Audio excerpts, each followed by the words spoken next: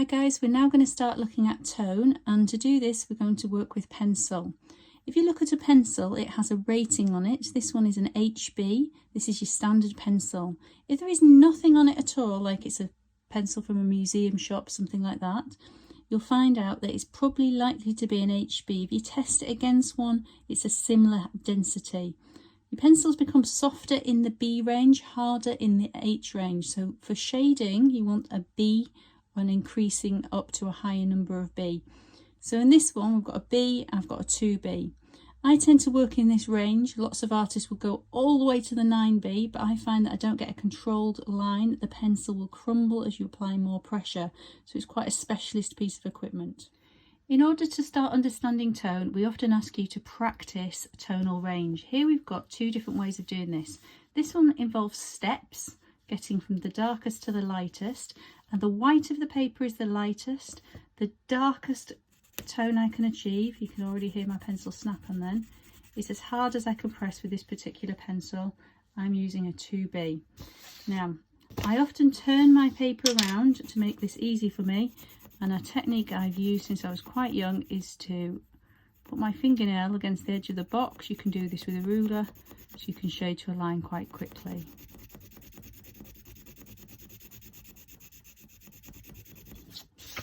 See how I'm turning the piece of paper around and make this as easy as possible for myself. As I'm drawing, I'm putting quite a lot of pressure on. You can see the camera is rocking. It's on a tripod that is attached to the desk, so you can see the rock that's going on. So to practice and develop skill, you want to do this as neatly as possible. Now it's slightly uneven, so I'm going to go across it at a different angle, and then we get a much more even application of tone. You can see that the paper isn't particularly robust, it's just photocopy paper, printer paper. It's quite thin, so it is stretching and becoming slightly marked, but you understand the point of it. Now, because I'm going to use the white of the paper, that is the lightest tone we can achieve on this piece of paper, we need to go up in steps. So the next one I'm going to press hard, but not as hard as the previous box. See how I'm just shading over into this box because I've already got that line there. Now I'm going to use my fingernail again to stop me going over the edge.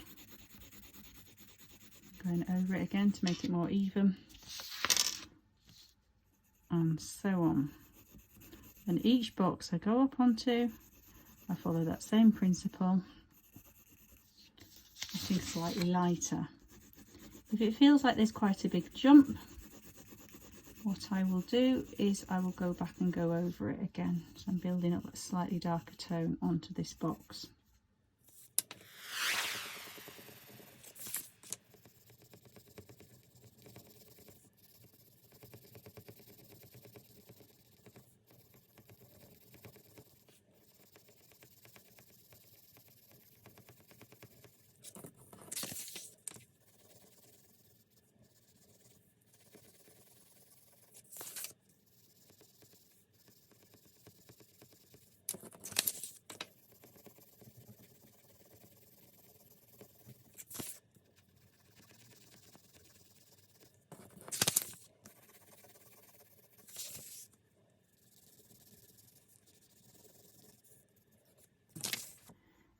So hopefully you see the different values as it steps up lighter, including the white of the paper. You do not have to shade this box. Now notice I have gone over the line, so I can take a rubber and I can just tidy it up. If you rub into the work, don't worry, you can just go back over the top of it with your pencil again and correct it.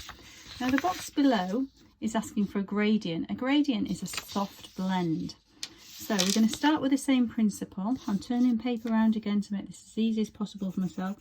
And I'm pressing really hard in this dark value, and as I'm moving across the box I'm getting lighter and lighter and lighter. Now I might run out too soon, so what I do is I go back across it again, building and building and building and building and building. See, now I'm pressing darker at the same point, but it's taking my gradient. Now this is a skill, you need to practice it. If you can do it first time, that's absolutely fab. But keep working on it. If you start to see steps into it, I'll generate one in a minute for you to see that. But as you start to see any steps happening in the box, maybe there's one about there, but so I generate one here. You can see a tonal step, as you can see in these boxes. This is where you need to build up and blend over the top of it. Now again, you need to keep practicing this. Now I've not done the full box, I've just done a central strip of it. If you're being asked to do the full box, we are.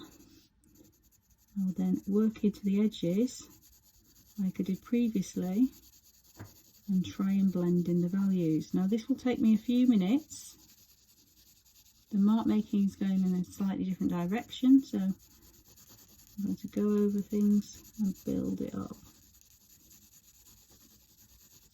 But you begin to see that I'm creating that tonal gradient across the full box.